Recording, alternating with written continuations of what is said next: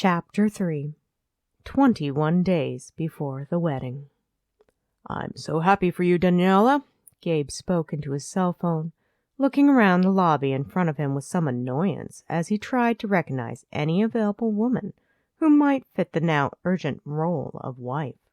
He and his brothers were attending yet another one of the fundraising galas, which were necessary as part of the hospital operating budget. Only this time, they had more on their mind than collecting pledges. "I wish you and your husband the best." Ignoring what Daniela might have replied, Gabe ended the call, putting his phone away. It had been a week since his dad's lucrative announcement that the brothers needed to marry. 7 days of full, fruitless phone calls and chasing down old girlfriends who appeared to have found their soulmates since Gabe and they had parted ways. His list of names for a potential wife was thin. "Any luck?" inquired Marshall as he came to stand beside Gabe, surveying the crowd. "Unless you count Mrs. Edison, who's looking for husband number 5, it seems like everyone's suddenly become engaged or is exclusively dating." Gabe's frown deepened. "You cannot be serious about marrying the Black Widow." Marshall gave Gabe a sharp look. "What about Selena Epstein?" asked Gabe. He had no intentions of going near Mrs. Edison, who was rumored to have put her previous husbands in the grave. The idea was to live long enough to inherit his share of the company and enjoy his wealth. "She's in Australia with her new boyfriend." Marshall supplied the answer. "Donna Henderson?" 6-week-long rehab. Hopefully it works this time." Gabe racked his brain, trying to remember anyone else who might be on the list. "Connie Granger?" Marshall pulled a face. 21 days. Gabe dryly reminded him. "It's not like we can be picky." "Connie is getting her stomach stapled tomorrow, so she is unavailable.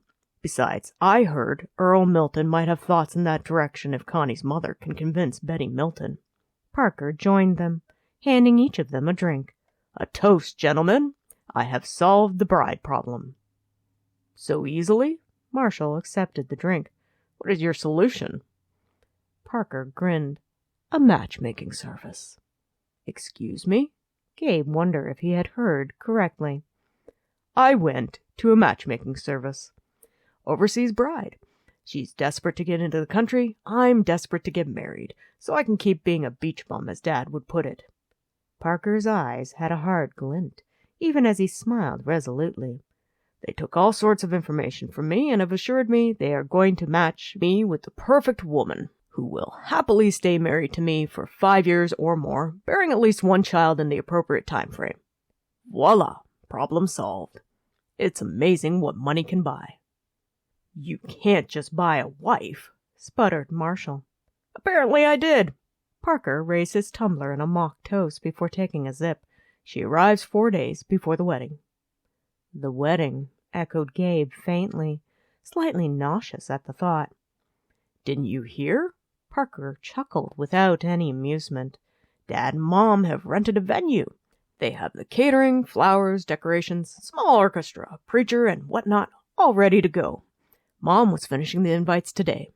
All we need to do is show up with our ladies for a triple wedding."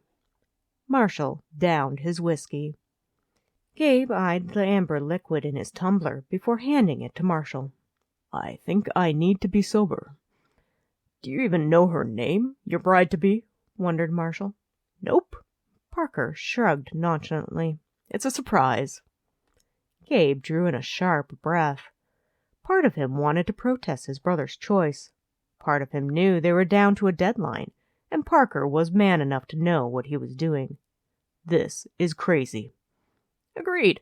However, we're stuck in Crazy Town until we've met the terms of Dad's will." Parker nursed his own whiskey. "If either of you want, I can give you the matchmaker's number." "Marry a stranger?" Gabe shook his head. "I don't think so." "What about Britney Crawford?" suddenly asked Marshall. "What about her?" Gabe's voice took a dangerous tone. "She always had a thing for you," continued Marshall, oblivious to Gabe's irritation. "If you aren't going to ask her, I will." "What?" demanded Gabe, staring at his youngest brother in shock. She's good-looking, healthy, and one of us, Marshall pointed out with a shrug. If you're not interested, I will have a go. What is that supposed to mean? Gabe glowered at his brother. It means I'm going to ask her to marry me. I have an engagement ring right here in my suit pocket, and I'm ready to go on one knee. Unless you have a problem with it, Marshall challenged before he finished the second whiskey. Yes, I have a problem with it, Gabe responded with some heat. Then are you going to ask her to marry you? Inquired Marshall. No, Gabe automatically replied in protest. If you're not going to marry her, then what's to stop me from making her Mrs. Marshall Ramsley for the next 5 years or so? Marshall gave the 2 empty tumblers to a waiter before grabbing another. If I recall, Brit is not a bad sort of person. I'm sure she'll make a decent wife. You can't. Gabe floundered a little. He didn't know why the thought of Britney and Marshall getting married didn't sit well with him. It must be because he didn't want her for a sister-in-law either. She won't marry you anyways. Won't know until I ask. Marshall downed the whiskey, handing Gabe the empty glass, and headed off into the crowd. With a snarl, Gabe shoved the glass at a bemused Parker before following Marshall. It took him a moment to locate his errant younger brother in the mass of people. Gabe's stomach clenched as he noted Marshall's direction, which would take him right to Britney, who was chatting with some women who were members of the club. He grabbed Marshall's shoulder just before his brother could approach them. Wait, you don't want to do this, Marshall. I don't know what you're getting so upset about, groused Marshall. You always used to complain about how you wish Britney would leave you alone. Well, now I'm giving her a chance to have someone else instead. I'm not upset. Gabe tried not to allow a defensive note creep into his voice, but wasn't very successful. He tried for a more reasonable tone. Look, you don't want to be her second choice, do you? Knowing she would rather have me, but settled for you? Marshall looked at him with some disbelief. We have 21 days, Gabe. It's not like she's my first choice either, but the pickings are looking slim this year for unattached females between 25 and 40. I guess I could discount pedigree like Parker's done, but Britney is right here, so why should I? Like I said, unless you're going to ask her, I will. She is insane. Gabe tried again to persuade his brother not to do this. Do you want your kids to have a chance of crazy in them? She is not crazy, sighed Marshall, annoyed at his brother. She was persistent. Besides, she hasn't pursued you in years. Maybe Britney is even over you, and it's just your bruised ego that doesn't want her to move on. Gabe swallowed hard and tried to unclench his teeth. She still has a thing for me. Really? Scoffed Marshall. I haven't seen any evidence she's still into you lately. You need to get over yourself, Gabe. She proposed to me, he bit out, annoyed at having to admit what Brit had done. When? Marshall challenged. At Nate's funeral. Gabe ran a hand through his hair, suddenly exhausted by the whole business. She told me she would marry me. Before or after Dad's ultimatum? Marshall's eyes drifted over to Britney, who gave them a curious glance before continuing to chat with the women in the group she was standing with. Marshall shook his head in amazement. Doesn't matter. If you already have her, why are you still looking for a wife? Because I don't want her, Gabe told his brother by habit. His eyes were drawn over to the slim figure of Britney as she animatedly talked to the other women. She really had grown up from a gangling child into a stunning woman. Too bad she had all of the tact of a bull in a china shop. Then I don't see where's the harm in asking her to marry me, Marshall dryly said in frustration. Who knows, maybe she's sick of being rejected by you. You can't marry Brit, Gabe repeated his earlier statement. Marshall stood in front of his brother, cutting off Gabe's view of Britney, demanding his attention. Why not? You already said you don't want to marry her, so why not, Gabe? What is your problem with my asking her? I don't know. Gabe trailed off lamely. Normally he was known for his logic, his ability to swing arguments his way, for persuading others to his point of view. Tonight, Gabe was faltering, and he didn't know why. Just the thought of Marshall and Brit put a sick feeling in his stomach. You just can't. Marshall heaved a heavy sigh. Usually I would respect your wishes, but I'm sick of this dance that the two of you have been doing, and time is running short. I'm going to ask her." "No." Gabe grabbed Marshall's shoulder as his brother turned to leave. "Either I ask her or you ask her," declared Marshall in an ultimatum. "One of the two." "Can no one just ask her?" asked Gabe rhetorically. "I'm going." Marshall pulled his shoulder out of Gabe's grasp and headed towards Britney. With a grimace, Gabe quickly followed, trying to outpace his brother without looking like he was an idiot in a race across a crowded ballroom. "Britney," Marshall had a confident smile, "it's been a long time." "Marshall?" Britney acknowledged him with an uncertain look before glancing at a disgruntled Gabe. "Nice to see you." "I was wondering if we could talk privately a moment," Marshall politely asked. Gabe cut Britney off before she could answer. "Excuse me, this is our dance." "Pardon?" blinked Britney at Gabe in surprise. She knew for a fact that he hadn't asked her to dance. Gabe had never once asked her to dance. "Ignore him." Marshall kept his smile in place, despite the fact only Gabe had Britney's full attention. "Would you care to take a small walk with me?" "Brit?" Gabe held out his hand in expectation. There was a pause as Britney looked at the brothers in confusion, before slowly taking Gabe's hand. "You are going to explain what this is all about?" "Absolutely," promised Gabe with a grimace. "If he doesn't, I will be more than happy to," vowed Marshall as he patted his breast pocket. "I don't like ultimatums." Gabe glared at Marshall. "Neither do I, yet here we are," acknowledged Marshall grimly. Gabe suddenly became aware of the very curious looks from the group of ladies listening in on their conversation. "Excuse us." "What is going on, Gabe?" Britney followed him to the dance floor, her hand captive in his. Gabe sighed, irritated that he was being maneuvered into this. He led them through the maze of couples before halting abruptly to pull her reluctantly into his arms so they could dance to the music from the small orchestra. "Gabe?" She waited expectantly for a reply. He didn't want to give one. Brit was annoying, exasperating, and all sorts of synonyms in relation to those two words. They were like oil and water. He didn't like her. She wasn't going to be easy to be married to. When she had proposed marriage earlier, she had said children in plural, which was not in his plans. He wouldn't even have a marriage plan if it weren't for his father's ultimatum. They likely would end up as a divorced couple at the end of the 5 years. Somehow, the thought of being divorced, at failing at something, didn't sit well with Gabe. However, the thought of being married, especially to Britney, was discomfiting as well.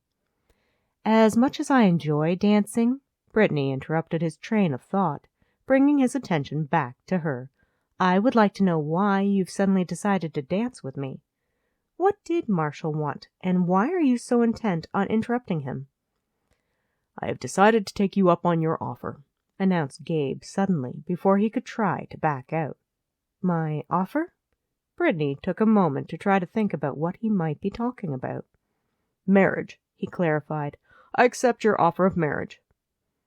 Britney's mouth fell open in shock as she stumbled during the dance. She couldn't possibly have heard Gabe correctly. Trying to get her thoughts in a coherent order, she managed to squeak out, "You do?" A flicker of annoyance ran over his face before he gave a brief nod. "I have come to the conclusion that it is the sensible thing to do, considering the circumstances." "Sensible," echoed Britney. "Wait, what circumstances?"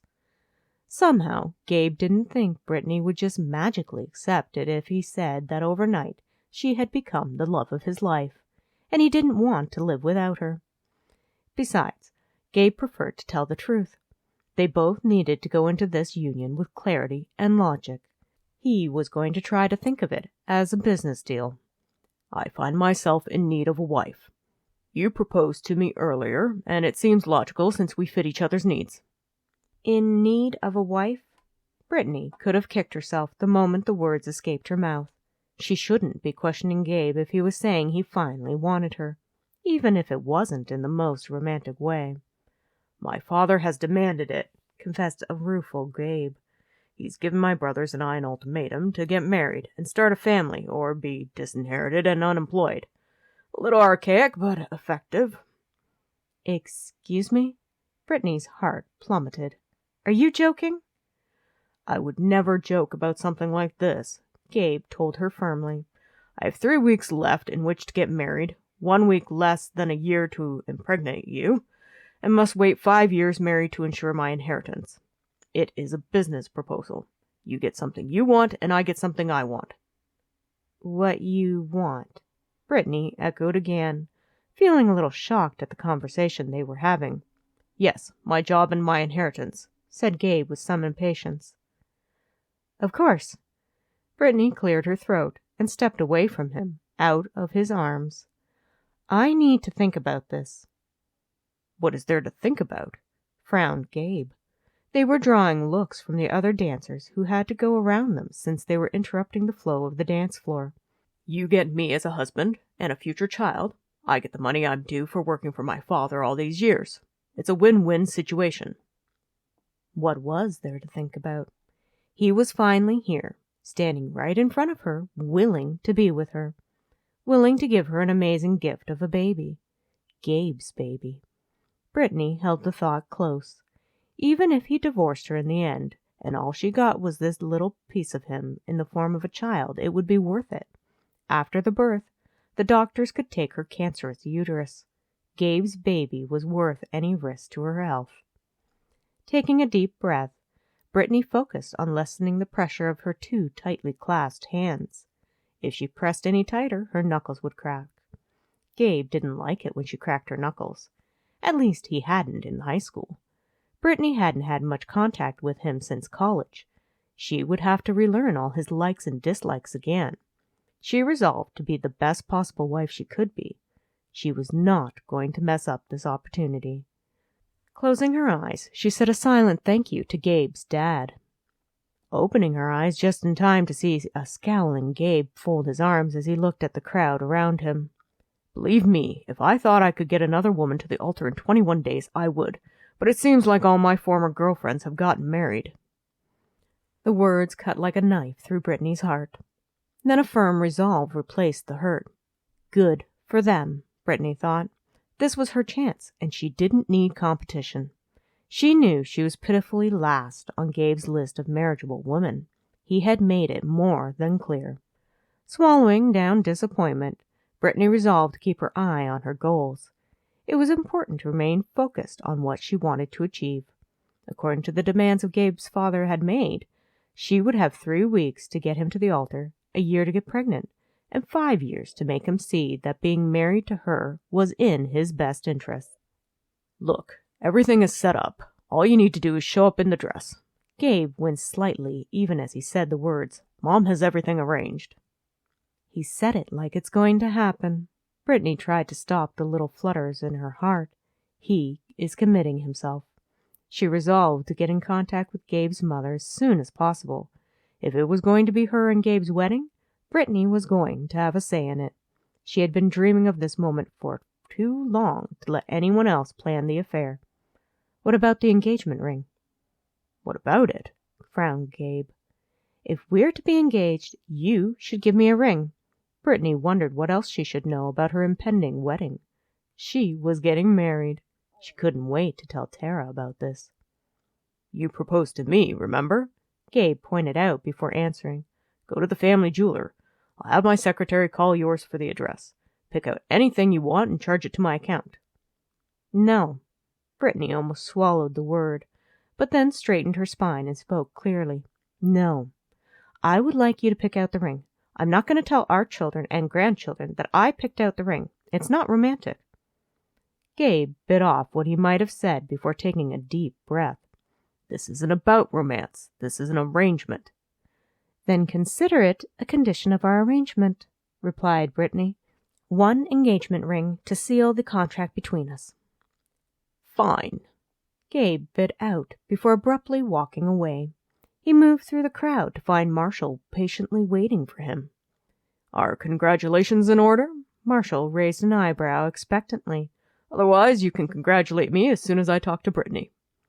Gabe abruptly grabbed Marshall by his tux jacket, hauling him close.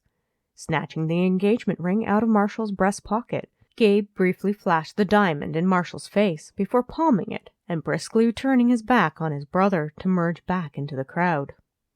"What was that all about?" Parker handed Marshall another drink as he sipped his own. "I think our big brother is about to pop the question," grinned Marshall. Parker gauged his brother's reaction. "You set him up, didn't you?" "Someone had to," shrugged Marshall, completely satisfied with the turn of events.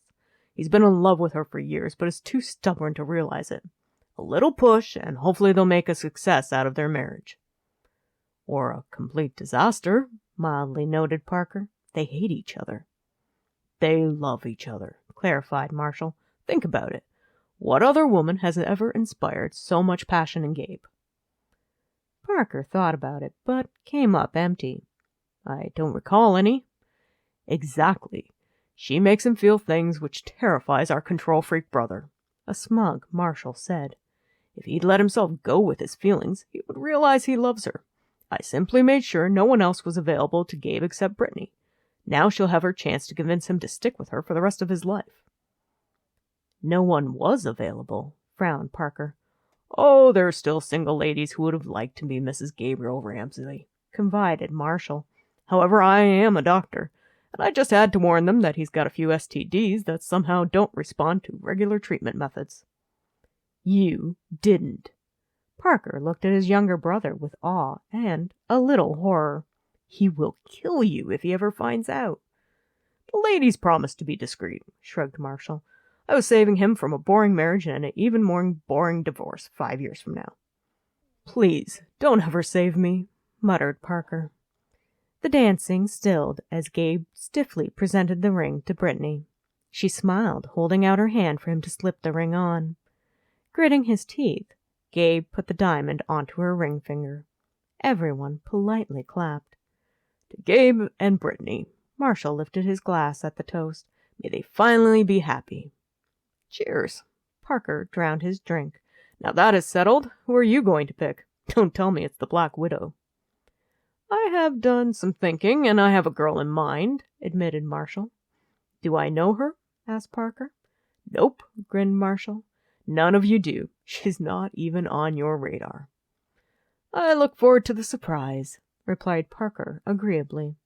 They watched as people came forward to congratulate a stoic Gabe and a delighted Britney, admiring the engagement ring she had on her finger. If you enjoyed this chapter of Convincing Him, Book 9 of the Ramsey Brothers series, look for Chapter 4. You can also find my books on Amazon. Paperbacks, ebooks, and audiobooks are all there and available for your purchase. Have a great day and happy listening.